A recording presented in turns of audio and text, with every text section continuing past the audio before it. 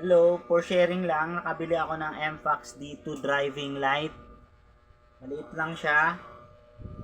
Subukan natin kung gaano kalakas ang driving light na ito. Meron ako dito 12 volts battery.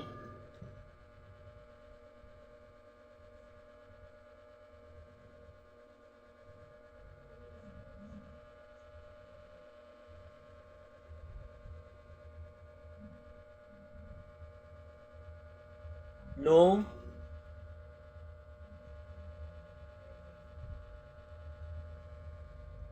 dim, high, dim, low. Itong kabila.